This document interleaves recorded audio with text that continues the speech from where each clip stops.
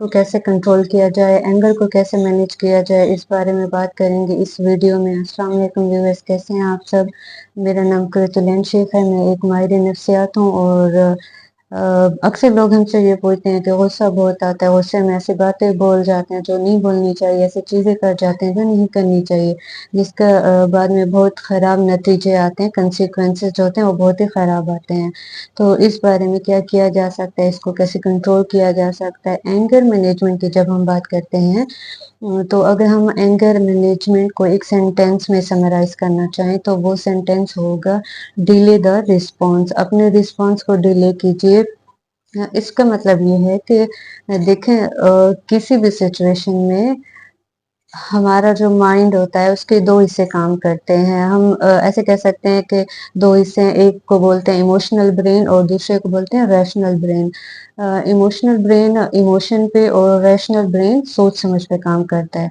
जब भी कोई सिचुएशन होती है कॉन्फ्लिक्ट की, या किसी से लड़ाई हो गई, आपको किसी की कोई बात पसंद नहीं आई, तो जो पहला रिस्पॉन्स इमीडिएटली दिमाग में आता है वो इमोशनल ब्रेन से आता है, जिससे हम रिएक्ट कर लेते हैं, इवन समटाइम ओवर रिएक्ट कर लेते हैं। तो वो ये होता है कि हम लड़ाई कर लेते हैं, बहुत हर्टफुल किसी को कोई बात बोल देते हैं, या फिर गुस्से में घर से बाहर निकल जाते हैं। ऐसा होने के कुछ मिनट बाद आपके दिमाग का दूसरा हिस्सा, या जो रैशनल माइंड होता है, वो काम करने लगता है। अब आप सोचने लगते हैं कि जो हुआ वो ठीक हुआ, नहीं हुआ, गलत हुआ, मुझे वो करना चाहिए था या नहीं करना चाहिए था। अब देखा गया है कि जो पहला माइंड रिस्पॉन्स करता है, इमोशनल ब्रेन, वो बिना सोचे समझे रिस्पॉन्ड करता है। उसको जो चीज़ दिख गई, पहली बार देखते ही उसका वो रिएक्शन आ गया, नेक्स्ट टाइम वो सोच नहीं पाता। इसलिए इमोशनल ब्रेन के रिस्पॉन्सेज अक्सर गलत होते हैं, गलत साबित हो जाते हैं। रैशनल माइंड जो है, रैशनल ब्रेन जो है, वो कुछ मिनटों के बाद काम करता है, लेकिन उसका जो नतीजा होता है वो बहुत अच्छा होता है, सोच समझ के उसका मैच्योर रिस्पॉन्स आता है।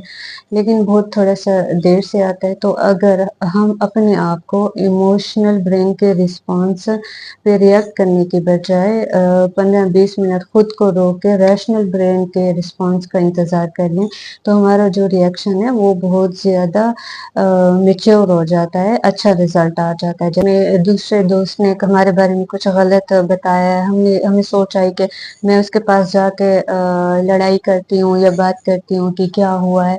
अगर मैं सोचे समझे उसके बगैर चली गई और उससे लड़ाई कर ली, तो उसका क्या रिएक्शन होगा, वो हमारी लड़ाई हो जाएगी। अगर मैं दूसरे तरीके से बोलूँ, मैं थोड़ा-सा इंतज़ार कर लूँ एलिगेशन लगाने की बजाय कि फ़लाँ ने ये बात कही है कि आपने मेरे बारे में ये बातें कही हैं, तो ये क्या होता है, हमारा जो रैशनल ब्रेन होता है ये काम करता है। हम उसे कन्फर्म कर लेते हैं, जैसे हमें कन्फर्मेशन चाहिए होती है कि इस बंदे ने हमारे बारे में कोई भी गलत बात नहीं। बात पे डिस्कशन हो जाती है तो हम बेटर अल्फाज यूज़ कर पाएँगे, एक अच्छा नतीजा आ जाएगा। लोग जब गुस्सा होते हैं, इस बात को याद रखें, इस बात पे गुस्सा नहीं होते कि उनको क्या बोला गया, वो इस बात पे गुस्सा होते हैं उनको वो बात कैसे बोली गई, किस तरह से बोली गई। अगर सेम सेंटेंस को प्रॉपर से फ्रेम करके प्लीज़ लगा के इज़्ज़त देके अगर हम बात करेंगे, तो वो इस सेंटेंस में सामने वाले का रिस्पॉन्स डिफरेंट आएगा। तो ये सिर्फ लफ्ज़ों का खेल होता है, जिसे हम यूज़ करके बहुत से मसाइल से निकल सकते हैं। और एक थर्ड सिचुएशन या चीज़ होती है जो कि हेल्प करती है हमें एंगर मैनेजमेंट में, वो होती है कि आप किसी दूसरे इंसान की पोजीशन को समझें, एम्पैथाइज़ करने की कोशिश करें। अक्सर ये होता है कि हम किसी भी कॉन्फ्लिक्ट या सिचुएशन में हम सिर्फ अपने नज़रिए को देख रहे होते हैं, सामने वाले को हम इग्नोर कर देते हैं, उसके नज़रिए को हम वैल्यू नहीं करते, हम इसलिए उसको जज कर लेते हैं, गुस्सा हो जाते हैं, क्योंकि हम अपना नज़रिया देख रहे होते हैं। किसी भी कॉन्फ्लिक्ट में आप ये सोचें कि हाँ, मैं उसकी जगह पे होता तो मैं क्या करता, मेरा क्या रिएक्शन होता, मेरे दिमाग में क्या आ रहा होता, तो सामने वाले का जो व्यू पॉइंट है वो हमें ईज़िली समझ आ जाता। सामने वाले के व्यू पॉइंट को लेके बात को शुरू करना बहुत अच्छे नताइज इसकी वजह से हमें मिल सकते हैं। अगर जैसे आपने किसी को कुछ काम के लिए बोला, कोई ऑर्डर दिया, उसने उस काम को उस टाइम पे नहीं किया। अब आप जाके गुस्सा आने वाले हैं कि टाइम पे काम नहीं हुआ, लेकिन फिर आपने सोचा कि चलो उसकी कोई मजबूरी हो गई होगी, या वो मसरूफ़ होगा, कोई और मसला हो गया होगा घर में, इसलिए مجھے منع نہیں کر پائے وہ، لیکن کام ڈیلے ہو گئے. اگر ہم اس کے ویو پوائنٹ کو سمجھ لیں گے، اس بات کو لے